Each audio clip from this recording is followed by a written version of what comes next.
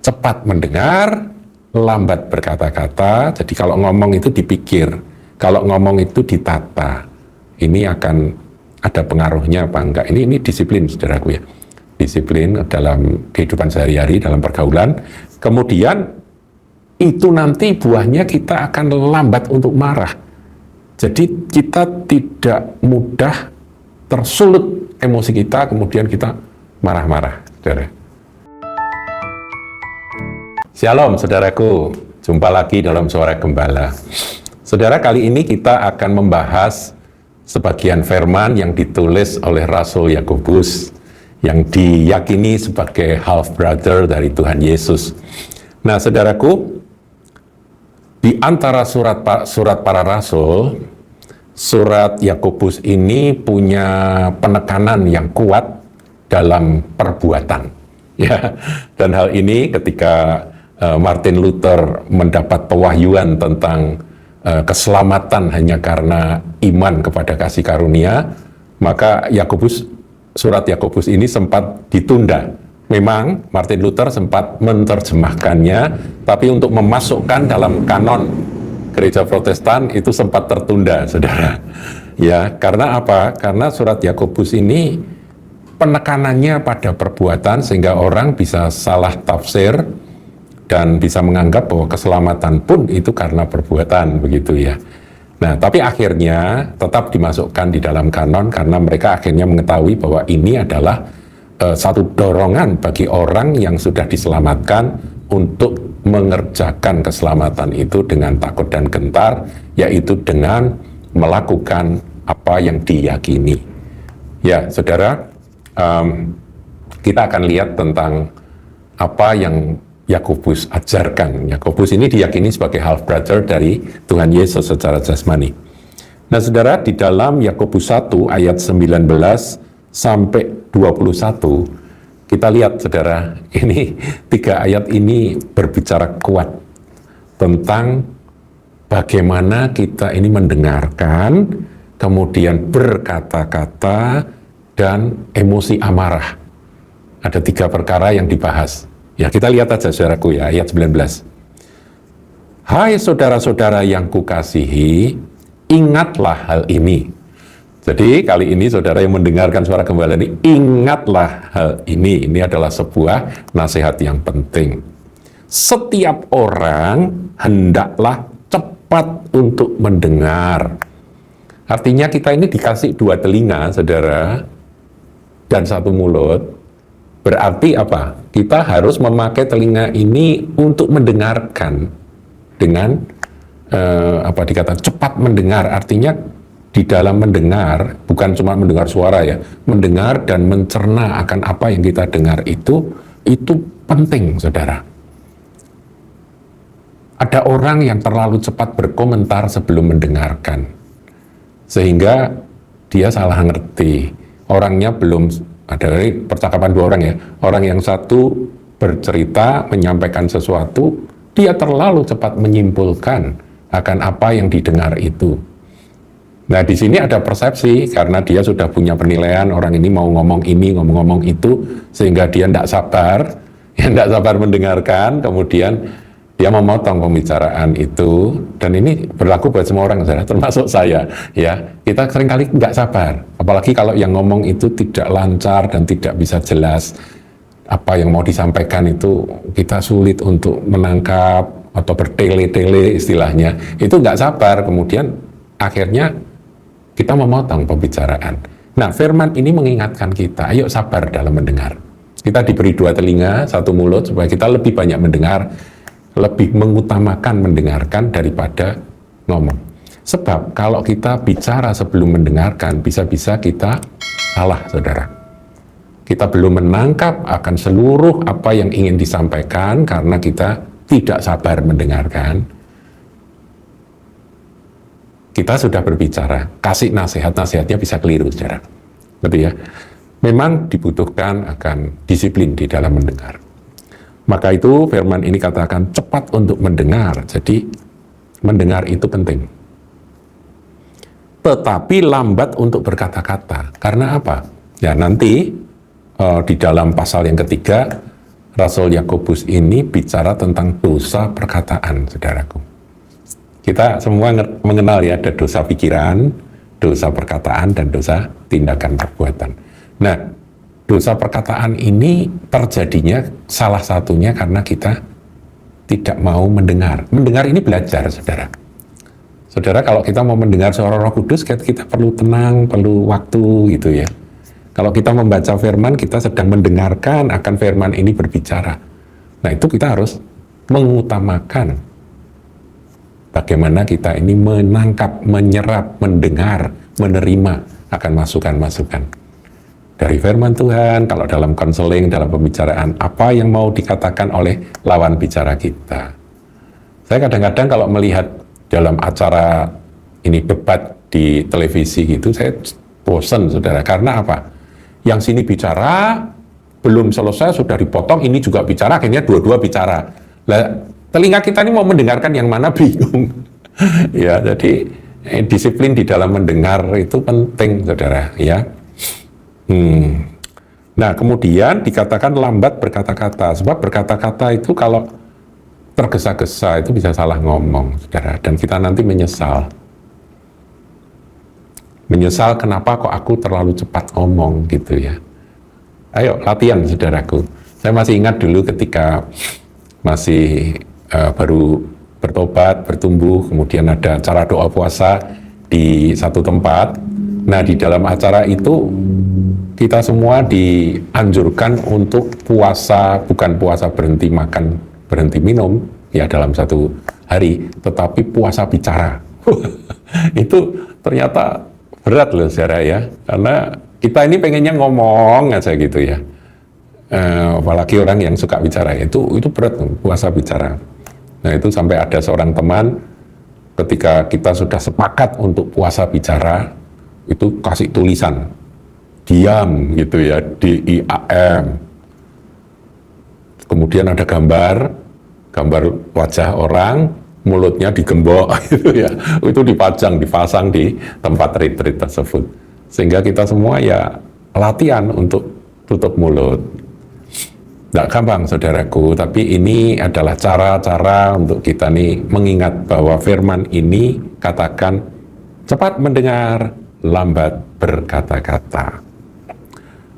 Dan ya firman, coba lihat saudara, juga lambat untuk marah.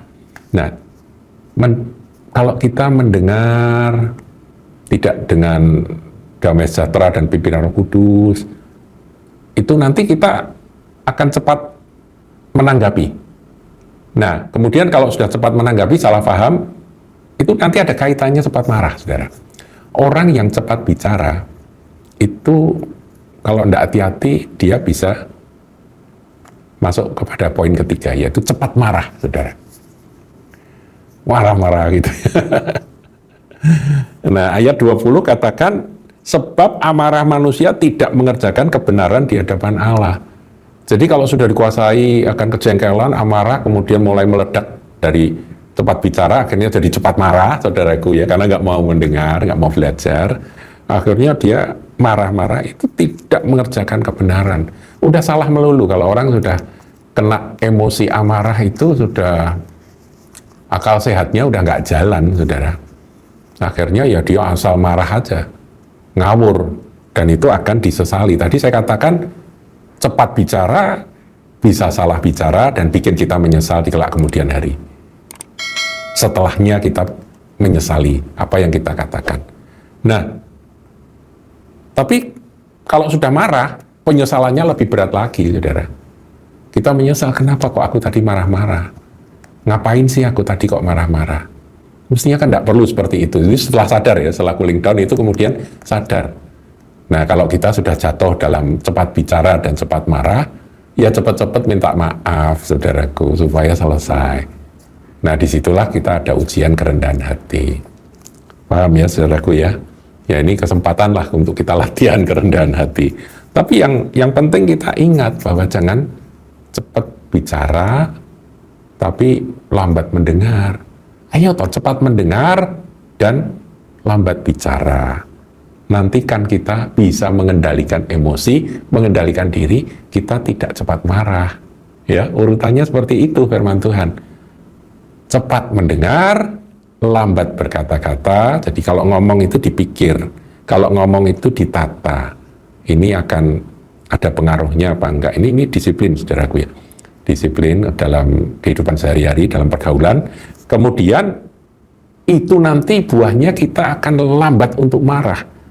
Jadi kita tidak mudah tersulut emosi kita, kemudian kita marah-marah, saudara. Ya tentunya, saudaraku, kalau orangnya berbilang, saya sudah mencoba mendisiplin diri dengan cara Yakobus 1 ayat 19 ini, 19-20 ini saya sudah, tapi kok enggak bisa ya, tiba-tiba kok terpicu sedikit, trigger sedikit, langsung meledak marah-marah. Nah, kalau sudah begitu mungkin perlu ada kesembuhan batin, saudara. Ya, saya sering katakan bahwa kalau ada orang ya sentuh kita dengan agak kasar begitu ya, misalnya tangan saya disentuh, plak begitu ya. Saya paling kalau rasa sakit, emang aduh gitu ya. Tapi nggak apa-apa, saudara. Karena apa? Karena tangan saya ini sehat. Tapi kalau tangan saya ini ada apa itu bisul, saudara ya, ada bisul yang belum sembuh, itu kalau disentuh gini, nggak usah dipukul, aja sakitnya bisa sampai seluruh tubuh. Nah, berarti orang yang mudah tersulut amarah, kalau dia mendengar sesuatu itu mudah tersulut amarah, mungkin dalam perkataan tertentu yang menyulut amarahnya itu, di titik itu dia ada persoalan. Ya, nah masing-masing kita harus ngerti, saudaraku, ini masalah kesembuhan batin. Kesembuhan batin, saudaraku. Kita butuh kesembuhan batin dalam poin itu, dalam titik atau hal tersebut. Ya, jadi kalau mendengar perkataan yang menyinggung tentang hal itu, kita merasa sakit dan kemudian timbullah reaksi amarah. Perlu kesembuhan batin.